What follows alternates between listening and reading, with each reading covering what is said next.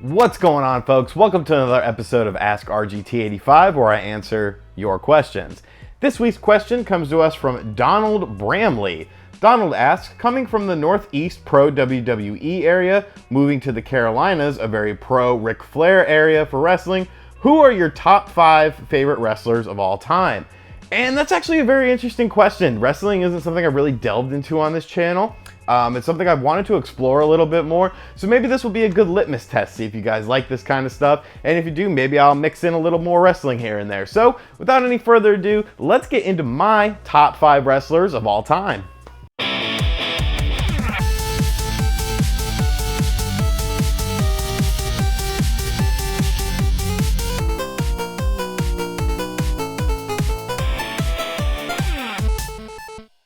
Now, as with any top 5 list, this is definitely just a personal list. It's not really based on, athletic skill or whatnot. It's just the wrestlers I grew up loving or that I still love today. So obviously your list is going to be different than mine. Let me know in the comment section down below who you have, who you disagree with, who you agree with, because let's face it, everyone's gonna have a different list. But let's get into the list. So number 5, I'm gonna have to go with Sting. Now, Sting was a wrestler I wasn't very familiar with growing up necessarily, because I grew up in the Northeast. I grew up in Connecticut, so I watched a lot of WWF.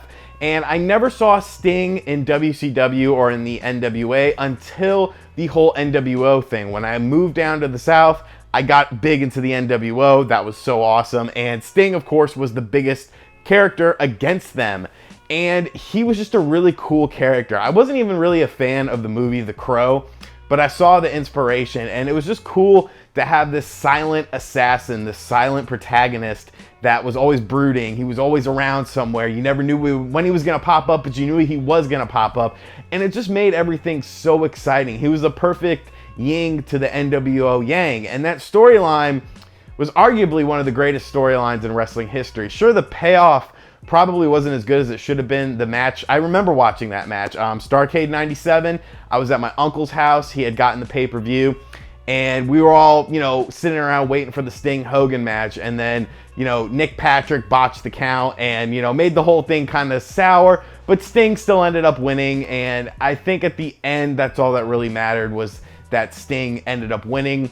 And, preceding that, when he joined the NWO Wolfpack, when he did his thing in the dying days of WCW, his TNA run, independent circuits, and then finally coming to the WWE, Sting is just a legend. He is one of the greatest wrestlers of all time in terms of wrestling ability, his ability to put on a great match, any sort of style, and just a prominent figure in wrestling history, definitely worthy of number 5 on my list. Coming in at number 4 is RVD, Rob Van Dam. Now, I didn't watch a whole lot of ECW. My only real exposure to ECW was once again staying at my uncle's house. I would stay in his little TV man cave room, and I would stay up all hours of the night, and there was a channel, it must have been like a New York affiliate channel that would play ECW. And I would stay up, I think it would come on at either midnight or 1 in the morning, and I would watch this, and I would see this guy, RVD, and I was just like, this dude is freaking amazing. And then, he had that brief run in the WWF when he teamed up with Jerry Lawler, sort of that part of that invasion angle. And RVD is just an amazing, amazing wrestler. He wasn't a great promo guy, he had that laid-back stoner vibe, and that's pretty much who he was. So, it worked for him. But the great thing about RVD was just his athletic ability. The 5-star frog splash, I can't really think of any other wrestler who gets higher than RVD, and that's, not a pun on him getting high, but when he does that frog splash, man, he just comes off the turnbuckle, and he's just so high in the air, the Van Daminator, the Van Terminator, when he wrestled Bam Bam Bigelow, and he did that front flip over the guardrail into the stands, like, the dude was just a marvel in terms of athletic ability. And it really showcased in his in-ring work, because he wasn't the greatest talker, but he made up for it in the ring. Those matches with Jerry Lynn that are some of the best of all time, Jerry Lynn was 50% of that match, but RVD was the other 50%. Like, you couldn't have one without the other. And they had such great chemistry. Even his WWE run was pretty solid. He won the ECW championship. He beat John Cena at One Night Stand 2. So RVD, definitely one of my favorite wrestlers.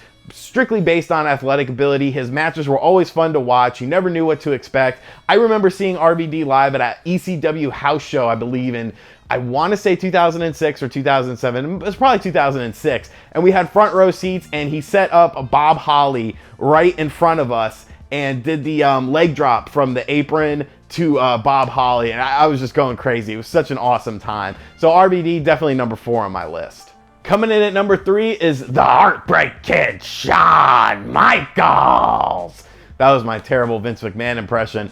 But HBK, you know, as a little kid, watching the Rockers with him and Marty Jannetty, I definitely took a liking to them. You know, they were high-flying, good ring workers. They had bright colors and that awesome entrance music. So they really caught your attention, you know, as a kid. And they were a great tag team. And then, of course, there was a whole barbershop incident when Michaels went on his own. And I remember I had the Survivor Series 92 tape. And on that tape, the main event was Bret Hart versus Shawn Michaels. And I think that match is when I really fell in love with Shawn Michaels, because he was just such a good wrestler. You know, he could wrestle any sort of style, and he was a great talker, very charismatic. He had a great look to him. You know, he had that early 90s sleaze that everyone loved, the long hair, the mullet, the earrings, you know, the little tattoo. And he just looked like such a badass. And as a kid, like, I wanted to be him. I used to tell people, you know, my first name is Shawn. I used to tell people that I was named after Shawn Michaels, which obviously wasn't true. And it was just the most bizarre thing, but I used to tell people that. And, you know, just throughout the years, he always was a top performer. He always put on arguably the match of the night, even when he was banged up, even when he was hurt. You know, personal issues aside, where he would, you know, I lost my smile and the whole Bret Hart incident. I didn't care about that. I cared about the wrestler. I cared about the entertainer.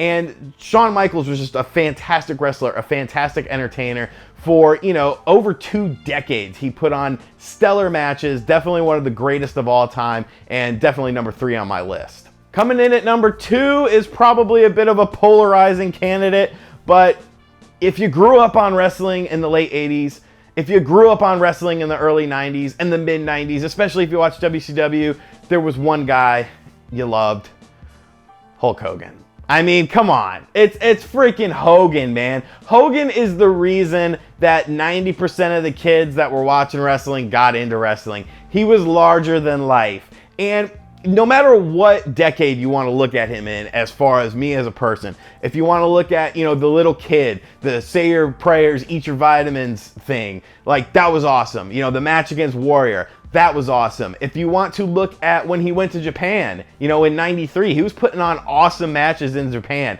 The Hulk Sagiri, anyone, where he does the Insigiri, like, the dude could wrestle, but he was smart. He transcended wrestling. He was the first person to really transcend wrestling, do the movies, you know, do the big stuff, you know, outside of just wrestling. And then he went to WCW and he definitely sucked. Like, that was terrible. But when the NWO came, it was just like, okay, this dude is like 45, 50 years old, and he's still the coolest person in the room. Like, Hollywood Hogan, I loved it. I loved Hollywood Hogan. He was just awesome. And you know, there's definitely nostalgia talking, but I'm a big Hulk Hogan fan. I think he had that charisma. He had that ability to cut a promo. His matches were never anything, you know, spectacular. If you're looking outside of, you know, beyond the Japanese work, if you're looking just at his American work, it's definitely not that great. And his time in TNA towards the end, that was, you know, pretty depressing. But overall, Hulk Hogan has to be number 2, just because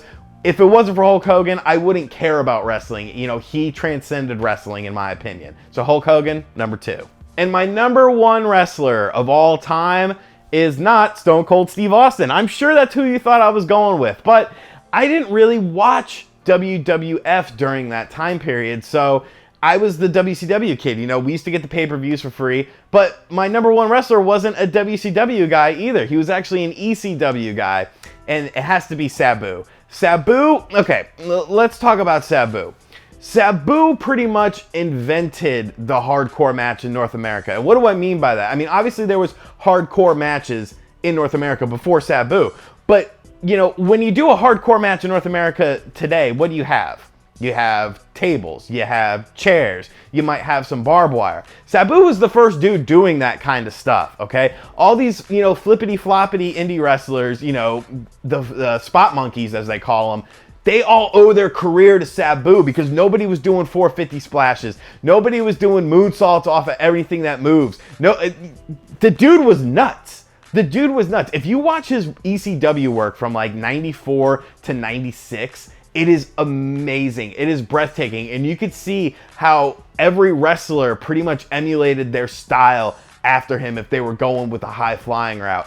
And just an amazing, amazing wrestler. You know, he didn't need to talk. He didn't need to do anything. He would just go out there and put his body on the line. He would dislocate his jaw and tape it up. He would rip his bicep open with barbed wire and super glue it back together. Like, nothing could stop a match with Sabu. It didn't matter. He could break his leg pretty much and the match would still go on. And, you know, there was definitely that old school vibe to him because his uncle was the Sheik. And it really helped him as a wrestler. I got the pleasure of meeting Sabu back in 2006, I believe. I'll put a picture up on the screen, pending I can find it. I'm sure I can. I got him to sign this figure. I got a DVD signed by him. Some other stuff in the room. I think there's another figure or something. Just it was awesome meeting Sabu because it was literally meeting your favorite wrestler. And of course, the greatest Sabu moment, in my opinion, was when ECW invaded the WWE, and he came out there and murdered John Cena with that leg drop from the top rope to the announcer's table, and it was just so flawless. And definitely Sabu, I know, nobody else is picking him, but he's my #1 wrestler. All right, so there you have it, folks. My top 5 wrestlers of all time, just based on personal feelings and opinions. Now, like I said, obviously everyone's gonna have a different opinion. Obviously, your top 5 is going to be different than mine. Let me know in the comment section down below who you got, who you like on my list, who you don't like on my list. And thank you for checking out this video. If this video does well, I'll explore other wrestling topics on the channel because wrestling is the only thing besides video games that I like that's considered nerdy or whatever. So thank you for checking out this video. I will catch you guys next time. Later. RGT 85. RGT 85.